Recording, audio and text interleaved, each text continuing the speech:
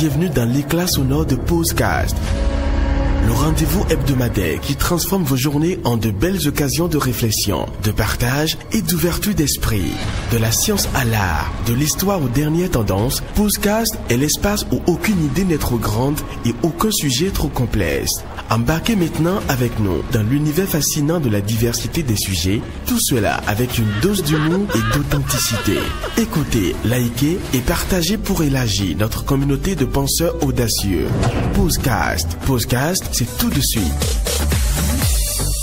Le choix d'un partenaire de vie est une décision cruciale qui ne concerne pas seulement les futurs mariés, mais également leurs familles respectives. Comment naviguer entre amour et attentes familiales et traditions? Quels sont les défis de cette étape de la vie? C'est de ça que nous parlons aujourd'hui sur Posecast. Je suis Dorcas et je suis avec l'équipe habituelle. Bonjour les gars. Bonjour Dorcas. Bonjour Dorcas. La forme? Très bien, merci. Et toi? Ça va, super. Comme je le disais, aujourd'hui, on va parler de mariage et du choix du conjoint. On va parler aussi de la belle famille. Intéressant. Bon, il y en a combien qui sont mariés ici? Il y en a combien? Grosse question. Qui est marié ici? Bon, techniquement... Ça dépend de ce qu'on mène à être marié. Hein. Mais être marié, c'est être marié. Qui est marié? Kevin? On est en voie de... Kevin est marié? En voie. En voie. Non, donc tu n'es pas marié. Je ne suis pas encore Ça veut marié. dire à l'état civil, tu es célibataire. Oui, c'est ça. Sam? Disons que de façon pratique... Tu es marié? De façon pratique, Oui. je ne suis pas marié. Mhm. Mais de façon traditionnelle, je suis marié. Donc bon, tu es marié, hein. Le mariage traditionnel, c'est un mariage aussi. Bon, je suis marié. Marine, tu es mariée? Je suis célibataire. Retenez que Marie-Lie a dit qu'elle était célibataire. D'accord. Elle est célibataire. Sur mes papiers, je suis De célibataire. façon légale. De façon légale, je suis célibataire. Ok. Mais, officieusement, tu l'es pas. Voilà, officieusement, je ne suis pas. Donc, ok, on retient que Marie-Lie est en couple. En voie Oui, de elle est se en couple, marier. voilà. En voie. Super. Que personne ne me pose la question même. Dorcas? Bon, c'est moi qui pose les questions, hein, je Dorcas, crois. non, C'est mais- moi qui dirige Non, Posecast. c'est pas une question. Et je pose les On questions. t'appelle juste Dorcas. Oui, ça. Voilà. Est-ce que tu es marié? Bon, la prochaine question, hein, je passe à la prochaine question. C'est quoi pour vous quelle est votre vision du mariage? Quelle vision vous avez du mariage? Qu'est-ce que ça représente? Est-ce que vous pensez aussi que c'est un enfermement? Comment vous voyez les choses? Je vais commencer par ceux qui ont plus d'expérience, par Sam. Oh. Oui, tu as plus d'expérience que nous autres, hein. Expérimenté. Bon, je dirais que le mariage, c'est une vie à deux ou à Mhm. plusieurs si les enfants rentrent en compte.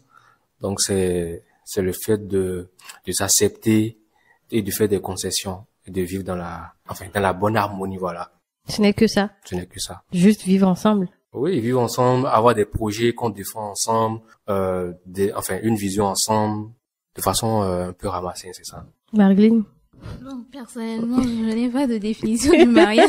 Juste que je me rappelle qu'il y a quelques jours, j'étais au confessionnal et le prêtre m'a dit que le mariage, c'est un saut dans le vide, soutenu par la prière. Oh. Ah. Waouh. C'est fort, c'est hein. poétique. C'est Le prêtre m'a dit. Mais ça allait être dangereux. Hein. c'est vraiment fort, hein. Fort. Parce Donc, que depuis, je cogite sur sa réponse. Je me demande est-ce qu'il a raison, est-ce qu'il a tort. Je pense, hein, si vous le permettez, Dorcas, qu'il a peut-être raison parce que on ne sait pas ce à quoi on s'attend après le mariage. C'est pas comme si on maîtrisait déjà la vie qui nous attend. Donc, on fait le pas en espérant vivre une vie harmonieuse, heureuse et tout. C'est peut-être pour ça qu'il disait que c'est un saut, mais dans un vide parce qu'on ne sait pas ce à quoi on va s'en tenir. Je pense bien. Mais- Est-ce que tu réponds maintenant à la question comme ça? Bon, de toutes les façons, je m'appuie sur ce que le prêtre a dit. mais et est-ce que j'essaie de donner une c'est définition. un saut qui en vaut la peine?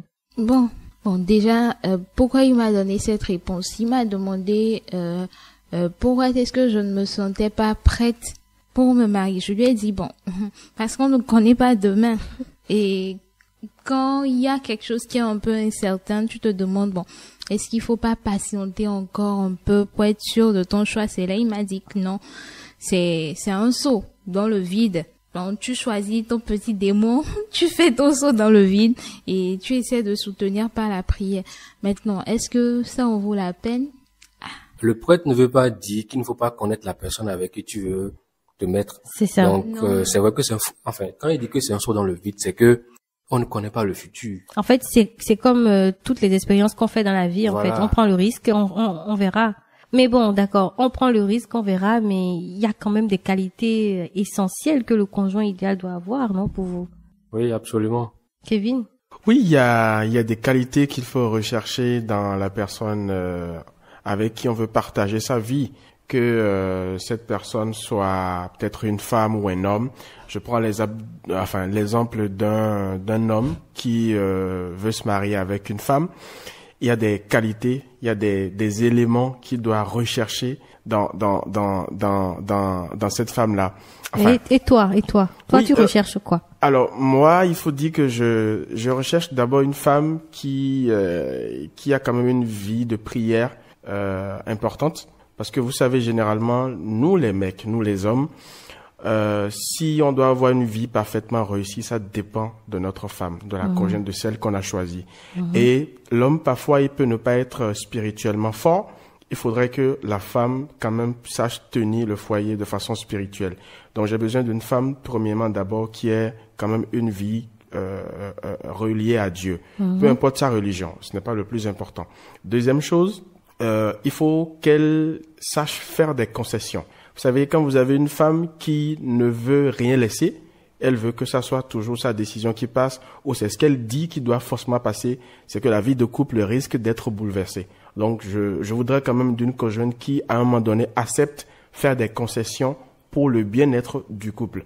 Et bien entendu, étant un homme, je veux d'une femme respectueuse. Vous savez, ça ne s'achète pas. Ouais. Donc, je prie tout le temps pour que voilà, celle que je vais épouser soit quand même une femme respectueuse qui me respecte et à qui je dois aussi du respect en retour. Marie, voilà déjà quelques qualités que je recherche déjà. Les qualités du conjoint du conjoint idéal pour toi. Le conjoint idéal, selon moi, c'est celui qui t'aide à avancer et avancer surtout ensemble, pas avancer séparément. Et celui aussi qui est capable de faire des compromis. Celui avec qui, bon, je dirais, je pourrais construire un empire. Mais est-ce que c'est également celui que ta famille approuve? Parce que, enfin, c'est pour demander après, est-ce que l'approbation de la famille compte dans le choix de ton conjoint? Bon, ça va varier d'une famille à une autre. Dans mon cas, je peux dire que c'est moi qui vais influencer le regard de ma famille. Et pour la plupart des cas aussi, c'est ça. Si à chaque petit souci, à chaque truc, je vais vers mes parents et que je commence à tirer les red flags et qu'ils s'en aperçoivent, ils peuvent avoir un jugement. Et aucune famille ne voudrait envoyer son enfant dans un environnement toxique. Et là, ils peuvent être réticents. Maintenant, à part ça, il y a des critères de base que chaque individu a. Maintenant, il se pourrait que les parents aient des critères de base qui soient différents de mes critères à moi. Et ils pourraient me dire que bon, avec ce monsieur, je ne pense pas que ça puisse aller loin. Je n'aime pas ce monsieur pour telle chose. Dans ce cas, je pense que bon, c'est pas le parent qui va épouser la personne, c'est pas le parent qui veut passer sa vie dans le foyer. Mais il faut toujours tenir compte de ce que dit le parent. Pas pour en faire une décision radicale, mais prendre en compte pour voir s'il n'aurait peut-être pas raison.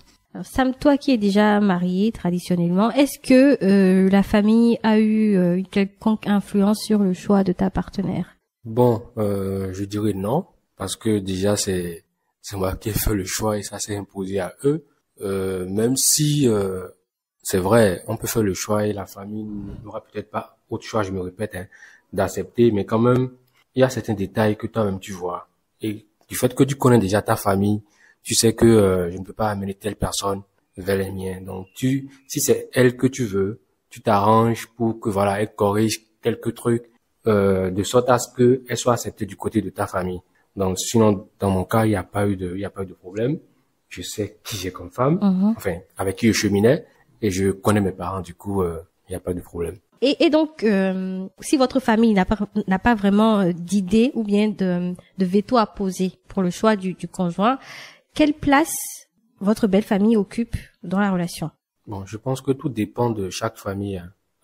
Dans mon cas, par exemple, ma belle famille, enfin, je vais dire ma belle-mère, on se parle rarement, hein. Du coup, c'est plus avec sa fille qu'il y aura des discussions par rapport à tel choix, mais en même temps, il n'y a pas de problème parce que de ce qu'elle me rapporte, ça va. Et c'est pourquoi je disais que ça dépend de chaque famille. Il y a des familles où la belle famille est très à cheval sur des détails. De mon côté, je dirais même que c'est plus moi qui insiste pour qu'il y ait plus de, comment dire, de rapport entre vous. J'ai compris que de leur côté, la belle famille ne s'implique pas trop dans la relation à moins qu'il y ait des problèmes, par exemple, où voilà, il faut appeler la belle pour dire que, votre enfant fait ci, sinon à part ça, il n'y a pas de problème. Même pour des réjouissances, c'est rare qu'elles se rapprochent, tu vois. C'est très rare. Donc, il y a pas vraiment affinité. Non, c'est comme si voilà, c'est votre couple, vous gérez entre vous. Mais est-ce qu'il ne devrait pas y en avoir? Tu es très à l'aise, hein? Tranquille. Tu as des choses à nous raconter? Non, du tout pas. Enfin, si je m'en tiens aux expériences que j'ai des amis qui font, franchement, Sam, je te dis que même, au début, moi, je l'appelais même parfois, enfin, je parle de ma mère, je l'appelais parfois pour dire, comment allez-vous? Mais, il y a ma femme qui m'a dit, non, Jean, tu n'es pas obligé de faire ça à chaque fois. C'est comme si tu voulais quelque chose ou bien tu voulais, voilà, que non, chacun n'a qu'à rester de son côté. Quand il y a des trucs, on se dit ça et puis on passe à autre chose. Quand il y a des événements, à part ça, pas besoin de prendre des nouvelles à chaque fois. Ouais. J'adore. Non. Mais est-ce que c'est l'idéal? Est-ce qu'il ne devrait pas avoir un peu d'affinité, d'amitié, avec la belle famille? Oui. Par exemple, dans ma famille à moi, non, même mon vieux, il appelle mon beau-frère tout le temps. Il va comment? Ok, le boulot. donc, d'accord. Mais moi, ça dépend de la famille. Tu vois, ça dépend. Même il y a des événements, mariage, baptême, enterrement, voilà, où les deux familles devaient normalement se soutenir, mais j'ai compris que de l'autre côté, on n'est pas trop comme ça, donc. Et c'est comme si tu insistes trop, quoi. Tu en fais un peu trop. Oui, tu en fais trop. Donc, Kevin, comment toi, tu vois la vie avec la belle famille? Tu voudrais vivre les mêmes expériences que... Très honnêtement, je préfère 10 000 fois la même expérience que celle que vit Sam actuellement. Parce que vous savez, quand c'est comme ça, l'homme est beaucoup plus à l'aise. Il a la tête tranquille pour réfléchir à l'avenir de son couple. Vous voyez? C'est seulement quand il y a une situation peut-être dangereuse ou un peu grave qu'on fait intervenir la belle famille ou même que la belle famille elle-même s'invite dans la relation. Mais tant que c'est pas comme ça, laissez le couple vivre parfaitement en harmonie. Tant que tout le monde est tranquille, c'est que voilà, on y va. Mais pour certaines familles, ce n'est pas ça. Vous allez voir la belle famille est au taquet tout le temps. Matin, midi, soir, on appelle le mec pour savoir est-ce que leur fille va bien et comment ça se passe. Dès qu'il y a telle cérémonie, rapidement, c'est que son téléphone portable doit sonner parce qu'on a besoin de lui. Donc du coup, le mari s'occupe même plus de la belle famille que de la fille même que lui-même a épousée. Donc moi je pense que si je dois peut-être donner une recommandation aux gens, c'est de faire en sorte que la belle famille n'intervienne pas tout le temps dans les relations amoureuses. Donc rechercher une vie un peu plus simplifiée comme celle que Sam a. Mais il faut aussi dire, c'est aussi une affaire de prière, de chance. Si vous tombez sur des gens dont les familles sont comme ça ou bien ont des caractères pareils, franchement, vous allez rien faire que subir. Ouais. Est-ce que, Marilyn, toi, t'as déjà vécu de telles pressions avec la belle famille? Bon, déjà, moi, je fais tout mon possible pour ne pas être très proche de la belle famille. C'est vrai, on se connaît, on se parle quand il le faut, mais chacun reste dans sa zone. Il y a forcément une limite que j'essaye de maintenir. Oui. Mais est-ce que c'est l'idéal? Est-ce que tu penses est-ce que tu n'as pas l'impression que ça peut à la longue faire du mal à ton partenaire que tu ne sois pas proche de sa famille? Bon, je pars du principe que sa famille, ce n'est pas ma famille. Sa famille et ils ne vont, en fait, c'est leur enfant, c'est leur fils. Et après tout, je pense qu'ils seront beaucoup plus vers ce que vit leur fils que vers ce que moi je vis ou ce que je ressens. Donc je sais que au grand jamais je ne devrais me plaindre à eux. Au grand jamais ils ne feront des choses pour moi comme ils le feront pour leur fils. Bon, je peux me tromper, hein, mais je préfère me garder ça dans la tête et rester dans mon coin. Encore que moi je connais ma personnalité, je connais mon aura. Donc à chaque fois que même avec un ami, hein, on a tendance à croire que je suis une femme un peu dépensière. Donc pour ne pas entendre, parce que je sais, ça va se dire entre eux. Bon, et c'est la femme qui bouffe l'argent de notre fils. Ouais. Donc parce que je peux pas c'est normal.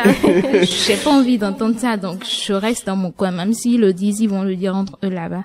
Donc personne parmi vous n'a fait l'expérience d'une belle famille bien sorcière là. Non, moi j'ai pas fait l'expérience, mais j'ai des amis quand même qui vivent l'expérience actuellement, où je vous jure, ce n'est pas du tout facile. Fais-nous le bel, raconte-nous qu'est-ce que tes amis vivent. Bon, après, comme ça.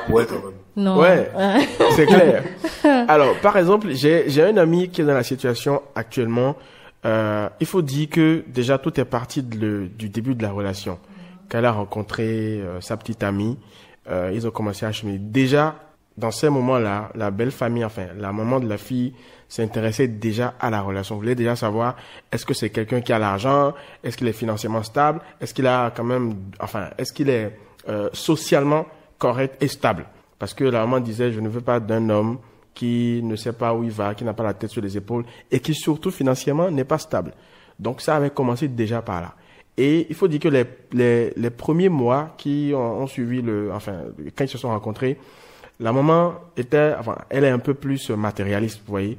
Donc elle demandait des cadeaux, de petites choses déjà aux copains, voilà, de sa fille pour voir est-ce qu'il pouvait satisfaire à ses besoins. Maintenant, quand ils se sont mariés, c'est là que tout a chamboulé.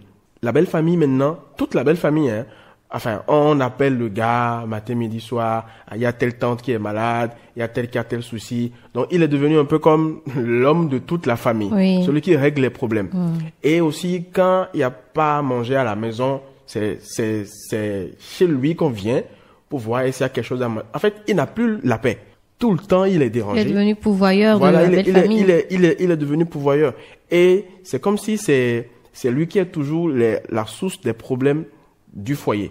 Chaque fois, on lui dit, ah non, mais que c'est à cause de ton mari, que tel est ci, que tel est ça. Donc, il n'a plus la tête tranquille, il ne se repose même plus. À un moment donné, là, il a même failli demander le divorce parce qu'il était fatigué. Ouais. Mais bon, comme on le dit, c'est la croix qu'il a choisi porter. Donc, à lui de savoir, est-ce que j'y vais jusqu'au bout ou est-ce que j'abandonne à un moment donné. Mais franchement, aujourd'hui, il en souffre. La belle famille est derrière lui tout le temps. C'est chaud. C'est chaud, franchement. Écoutez, moi je pense que la relation idéale avec la belle famille, c'est chacun à sa place, hein. Chacun à sa place. On a des relations cordiales, oui. Bon, on se respecte, on se respecte, c'est amical, il y a de l'amitié, mais chacun se gère, chacun prend soin de lui. Il y a des parents qui vous diront que ça ne se passe pas comme ça. Oui, parce que c'est eux qui ont éduqué leur fille, par exemple, et qu'ils ont le droit de savoir comment ça se passe à chaque moment, à chaque instant. C'est ça. Ou il y en a qui disent quand tu épouses une fille, quand tu épouses un homme, tu épouses sa famille. Oui, mais ça ne veut pas dire que je dois nourrir la famille matin, midi, soir. Mais si tu épouses la famille, tu appartiens à la famille. Ma famille a épousé leur famille a épousé ma famille. Mais que ta femme aussi fasse les choses pour leur famille. Justement, en fait, la femme représente leur famille auprès de moi. Je représente ma famille auprès d'eux. C'est trop facile, ça. S'ils veulent que les deux familles vivent en harmonie, qu'ils laissent les représentants des deux familles montrer l'harmonie. Voilà. Mais est-ce que le genre de belle famille qui est idéal pour vous, est-ce que vous pensez que vous pourriez être ce genre de belle famille-là? Pour, je sais pas, les frères, les femmes de vos frères ou les maris de vos sœurs? Si, moi, je peux l'être. Parce que franchement, ce que tu fais de ta vie, ça n'engage que toi. Fais juste les choses de telle sorte qu'on ne dise pas demain, tu as tel souci, tu as tel problème, ou bien que tu as créé telle chose. Si tu as une vie tranquille, c'est bon. Enfin, qu'est-ce qu'on recherche en fait dans le mariage? C'est que les deux soient heureux. Que ce soit l'homme ou la femme. Donc, du moment où je sais que ma cousine, elle est heureuse avec son mari et que tout se passe bien, il n'y a pas de problème. Chacun est tranquille dans son coin. Je ne me vois pas en train de m'insérer dans le foyer pour prendre des nouvelles ou bien pour vouloir changer les choses. Du tout pas. Marilyn, tu penses que tu peux être la tante que tu veux? Non, je pense bien. Déjà, moi, j'aime pas l'ingérence dans les affaires d'autrui. Donc si demain mon frère il a une femme, je ne pense pas que j'irai fouiner dans leur couple ou que je vais leur imposer quoi que ce soit. Le couple, c'est 2 personnes, c'est jamais 3 personnes. Que vous êtes tous des belles familles idéales. Ah bon, Sam? Quand même, c'est... Si, je suis dans la même optique. Déjà, moi, j'ai la chance que je vis dans la même maison que mon frère. Si, je suis dans la même optique que, voilà, Kevin et Marilyn. Moi, j'ai déjà la chance que je vis dans la même maison que, voilà, mes parents, mon frère et sa femme. Donc, je les côtoie au quotidien. Donc, je ne veux pas forcément m'insérer dans leur histoire, mais forcément, quand il y a un truc qui ne va pas et que je remarque, je vois mon frère et je lui dis, il y a ci. S'il y a un problème, on en parle entre nous. Mais jamais je n'irai voir ma belle-sœur pour dire qu'il y a tel problème, je veux sinon, d'abord mon frère. Écoutez, nous sommes africains, hein, donc ma prochaine question là, je pense que elle cible plus ceux qui ne sont pas encore mariés. Quelles sont les valeurs ou les traditions familiales que vous avez envie de perpétrer dans votre futur mariage? Les valeurs familiales, les cultures traditionnelles que vous avez envie de perpétrer dans votre foyer, dans votre belle famille.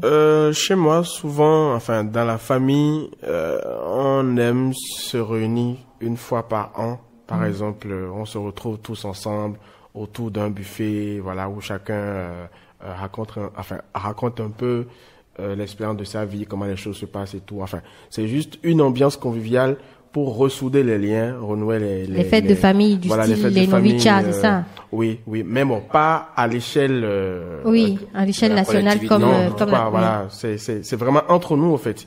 Donc ça, c'est quelque chose que moi je voudrais perpétuer parce que ça permet de revoir les cousins, les cousines, de revoir les tantes et tout le monde. Voilà. Au-delà de ça, est-ce qu'il y a encore une autre tradition que je voudrais perpétuer? Peut-être une tradition que moi j'ai vue disparaître petit à petit, ça, je voudrais bien la perpétuer. C'est celle qui permet de pouvoir s'exprimer dans sa langue maternelle. Aujourd'hui, c'est un peu compliqué avec les enfants, les nouveaux parents et les enfants. Les papas et maman Ryan. Voilà, on n'apprend pas souvent aux enfants à s'exprimer dans la langue maternelle. Moi, par exemple, j'ai vraiment souffert de ça, mais je pense que à mes enfants, je vais faire l'effort pour qu'ils puissent s'intégrer correctement dans ça. Marilyn? Bon, je pense que je vais rejoindre ce que Kevin vient de dire et ajouter une dernière chose, les bilans dans le couple, les bilans avec les enfants. Je pense que c'est quelque chose qu'on devait quand même faire de façon trimestrielle, se réunir, se demander si tout va bien, si tout le monde se sent à l'aise, que ce soit dans le couple qu'avec les enfants, et s'il y a des choses qu'on pourrait améliorer. Je pense que si ça se faisait dans toutes les maisons, beaucoup de choses non dites seraient réglées. Écoutez, on tire vers la fin. Ma dernière question, là, c'est pour tout le monde. Est-ce qu'il faut choisir son conjoint en fonction de critères pratiques ou plutôt passionnels? Est-ce qu'il faut forcément choisir le conjoint parce qu'on est amoureux, on l'aime d'un amour passionnel pur et vrai, ou il faut réfléchir à d'autres contours pour le choisir? Je parle du partenaire pour le mariage, pas pour vivre la vie, pas pour profiter, quoi. Je parle vraiment du partenaire de mariage. Bon, je pense que généralement les hommes quand on s'engage, c'est qu'on vise le mariage. Moi, on m'a déjà reproché dans une relation. Non, ça c'est toi. Faut pas dire généralement les hommes. Faut dire toi. Moi, on m'a déjà reproché, on m'a déjà posé la question parce que moi je vois le futur. On m'a dit mais à quel moment on se met ensemble pour penser au futur? C'est qu'on est en train de se gérer pour le moment. Il dit non, moi je vois loin. Donc, quand on s'engage, c'est qu'on sait déjà que celle-là, c'est que je veux aller loin avec. C'est pas que c'est pas une passade ou bien non, c'est que c'est pour le long terme. Oui. Donc, je pense que l'amour n'est pas un critère pour le long terme. Non, c'est un bonus. Voilà. L'amour, c'est un bonus. C'est ce que je voulais entendre. Je suis tellement d'accord avec Sam que j'ai envie de l'applaudir, en fait. Merci. Non, sérieusement, parce que... Oui, on a applaudi, écoute, on a tout résumé. Très peu de jeunes, si vous posez la même question à des jeunes aujourd'hui, très peu vont donner cette réponse-là. L'amour, c'est un bonus. Voilà. On n'en a pas besoin en vrai pour une vie harmonieuse, On peut donc- une vie de couple. On peut donc se passer du mariage, en vérité. Non, pas se passer du mariage. Bon, le mariage ce n'est que peut-être une façon de légaliser, je vais dire, votre union. Sinon, Ouais. en fait, on peut vivre vraiment à deux sans même se marier. Mais juste que, vous savez, comme on est en Afrique, il faut pouvoir prouver que voilà, ce que vous faites, c'est quand même légal. Ouais. Donc c'est ça. Bon, et protéger aussi les enfants. Et aussi protéger les enfants, parce que justement, le mariage protège les enfants en temps normal. Ok. C'est parce que après il y a des discordes, des disputes qui font que après on divorce. Sinon, on se marie aussi, c'est pour protéger les enfants, protéger les progénitures. Marilyn, tu veux ajouter quelque chose? Non, je suis totalement d'accord avec ce Avec que Sam vient de dire. Sam, c'est la révélation de ce numéro podcast, hein. Absolument. Déjà, c'est le seul Me qui est faites marié. rougir, me faites rougir. Déjà, c'est le seul qui est marié. C'est lui qui sort les vérités. Je pense que expérience conseil, hein. Ah oui. Les conséquences est dures. Ah, conséquence des ducs. Bon, Ouais, j'espère que vous avez passé un agréable moment en notre compagnie. C'est la fin de podcast et on se dit à bientôt. Bye au bye. revoir. Bye.